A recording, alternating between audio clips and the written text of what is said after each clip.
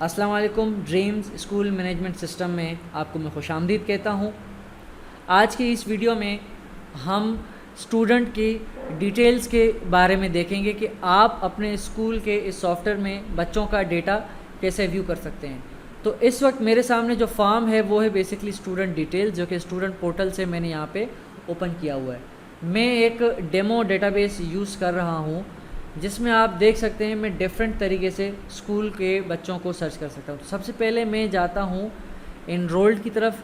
आपने इनरोल्ड को चेक रखना है। ये इससे मुराद, इनरोल से मुराद वो बच्चे जो आपके स्कूल में इस वक्त मौजूद हैं, जो आपके स्कूल में तालीम हासिल कर रहे हैं। मैं ऑल क्लासेस की तरफ जाता हूँ और सर्च करता हूँ। तो आप देख सकते हैं कि मेरे पास इस वक्त पूरे स्कूल का डेटा लोड हो रहा है। मैं किसी स्पेसिफिक क्लास का डेटा देखना चाहता हूं तो मैं यहां पे उस क्लास को सेलेक्ट करके सर्च कर सकता हूं। तो उस क्लास के सारे सेक्शंस का डेटा मेरे पास मौजूद है। अगर मैं चाहूं तो उसके डिफरेंट सेक्शन का डेटा भी यहां पे फेच कर सकता हूं।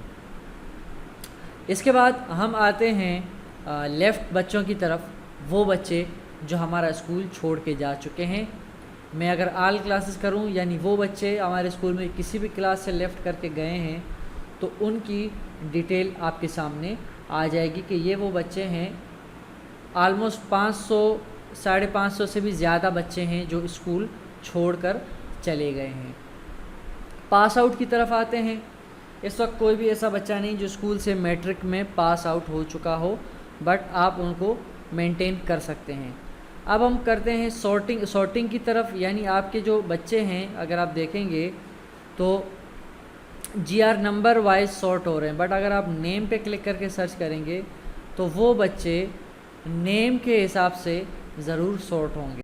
बट सॉर्ट करने के लिए आपके पास अगर ये आपके पास काम नहीं कर रहा तो आपको एक शॉर्टकट ट्रिक बता देता हूँ। आपने यहाँ पे नेम के कॉलम पे क्लिक करना है तो ये भी यहाँ पे सॉर्ट कर देता है बच्चों को। अदरवाइज़ आप जीआर पे क्लिक करेंगे तो आप देखेंगे कि बिल्कुल जो सबसे छोटा जीआर नंबर है वहाँ से वो उसको असेंडिंग ऑर्डर में कर रहा है, और अगर आप दोबारा क्लिक करेंगे तो वो डिसेंडिंग ऑर्डर में आपको सॉर्ट करके देगा। आपको नॉर्मल सॉर्ट चाहिए, आपको बगैर किसी सॉर्टिंग के चाहिए तो आप सिर्फ सिंपली सर्च कर सकते हैं, तो आपके पास पूरे स्कूल का डेटा अपनी जनरल उसमें आ जाएगा। उसके बाद आते हैं सर्च की तरफ, जिसमें आप बच्चे को बेसिकली उसके नाम से, यहाँ पे मैंने नेम लिखा हुआ है, नेम से सर्च कर सकते हैं। तो मैं यहाँ पे लिखता हूँ सिंपली कोई एक ऐसा नाम जैसे कि फ़रीद। आई गेस फ़रीद के नाम से कोई बच्चा, यस, तो फ़रीद के नाम से 2 बच्चे मौजूद हैं। एक बच्चा है दानिया फ़रीद के नाम से और एक बच्चा है फ़रीदा के नाम से। सो ये 4 स्टूडेंट्स हैं जिनके नेम में ये क्यूरी आती है। फ़ादर नेम के थ्रू आप सर्च कर सकते हैं। मैं दोबारा लिखता हूँ एक फ़ादर का नेम और मैं छोड़ देता हूँ, थोड़ी देर में वो खुद ही मुझे दिखा देगा वो फादर्स जिनके नेम में ये क्यूरी आती हो। आप आईडी वाइज सर्च कर सकते हैं। 4444 में अगर सर्च करूँ तो ये वो बच्चा है जो मैंने ऐड स्टूडेंट वाली वीडियो में ऐड किया था। अगर आपने वो वीडियो नहीं देखी तो आप वो ज़रूर देखें। उस वीडियो में मैंने बताया है कि कैसे हम एक स्टूडेंट को ऐड कर सकते हैं। फैमिली आईडी के थ्रू आप सर्च कर सकते हैं। मैं 22 पुट करके चेक करता हूँ कोई ऐसी फैमिली जिसकी आईडी, यस, तो ये एक ऐसी फैमिली है जिसकी आईडी 22 है। मैं 12 करके सर्च करता हूँ तो आप देख सकते हैं कि 12 वाली जो फैमिली आईडी है उसमें ये 3 बहन भाई आ गए हैं। यहाँ पे आप स्टूडेंट की लिस्ट है उसे प्रिंट कर सकते हैं। आप चाहें तो पूरे स्कूल को सर्च करने के बाद उनकी लिस्ट को प्रिंट कर सकते हैं। आप चाहें तो सिर्फ किसी क्लास के किसी एक सेक्शन की लिस्ट सर्च करके उसे आप प्रिंट कर सकते हैं। तो ये सर्च करने के बाद यहाँ पे वो लिस्ट आ गई है। आप चाहें तो उसकी अटेंडेंस शीट प्रिंट कर सकते हैं। ये अटेंडेंस शीट आपके स्कूल में क्लास में यूज़ हो सकती है अटेंडेंस को मेंटेन करने के लिए। ये सिंपली जैसे आप रजिस्टर मेंटेन करते हैं वैसे ही आप अटेंडेंस शीट भी यहाँ से मैनेज कर सकते हैं। इसका यूज़ क्या है वो अटेंडेंस वाले पोर्टल में आपको डिटेल में बताया जाएगा। अटेंडेंस शीट, थर्मल प्रिंटर अगर आप इस्तेमाल कर रहे हैं तो उसके लिए भी आप निकाल सकते हैं, और नोटबुक चेकिंग शीट आपको अगर चाहिए तो आप यहाँ से वो भी निकाल सकते हैं। सो डिफरेंट शीट्स भी आप यहाँ से प्रिंट कर सकते हैं।